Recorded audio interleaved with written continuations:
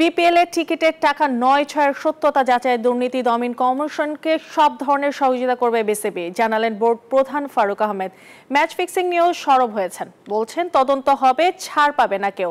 শনিবার রাজধানীতে একটি অনুষ্ঠানে এসব কথা বলেন বিসিবির সভাপতি।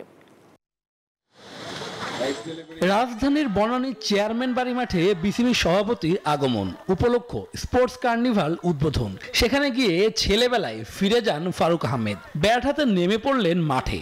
বোলার হিসেবে ছিলেন বাংলাদেশের legendary spinner Mohammad Rafiq.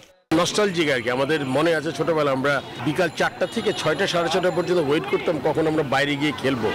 ICC meeting শেষে দুদিন আগেই দেশে ফিরেছেন ফারুক আহমেদ। এর মাঝেই দুদকের টিম ঘুরে গেছে বিসিবির কার্যালয়ে। নাজমুল হাসান পাপনের বোর্ডে টিকিট নিয়ে ৯/৬ অভিযোগ। এসব বিষয়ে সব ধরনের সহযোগিতা করবে বিসিবি জানালেন বোর্ড প্রধান। নিশ্চিত তারা কোনো সুনির্দিষ্ট কোনো অভিযোগের ভিত্তিতে এসেছেন, কেউ না কেউ অভিযোগ করেছে। আমার মনে হয় যে বোর্ড থেকে সর্বাত্মক সহযোগিতা করা হবে, যেই কাগজ তারা চেয়েছেন।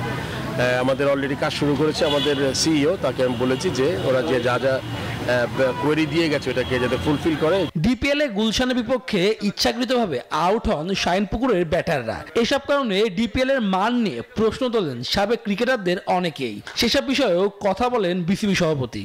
পাতনা খেলা হলে ওই খেলার কোনোদিন আপনি ভালো প্লেয়ার পাবেন না, বিকজ আপনার বেস্ট প্লেয়ারকে আপনি বলবেন আজকে ডাক করে আউট হতে, আপনার বেস্ট বোলারকে বলবেন আপনার ওয়াইড নো করে উইকেট না নিতে। সো আসলে এটা কোনো খেলা না। সো এইটা আমরা চেষ্টা করবো যাতে আমরা এটা সময় লাগবে আমাদের জরুরি। আমরা এটা একটা কমিটি, আমার মনে টেকনিক্যাল কমিটি একটা কমিটি আছে, আমি এসেছি 2-3 দিন হয়েছে। সো এর মধ্যে আমরা চেষ্টা করবো এটার একটা ইনভেস্টিগেশন করে যেটা হয়, যদি ইনভেস্টিগেশনে কিছু পাওয়া যায় ডেফিনেটলি শাস্তির ব্যবস্থা করবো। বাংলাদেশ জিম্বাবুয়ে সিরিজ সম্প্রচার করবে দেশের একমাত্র সরকারি টেলিভিশন বিটিভি। কোনো বেসরকারি টেলিভিশনে কেন সম্প্রচার হচ্ছে না, বিসিবি প্রধান জানালেন সময়টা যাচ্ছে খারাপ।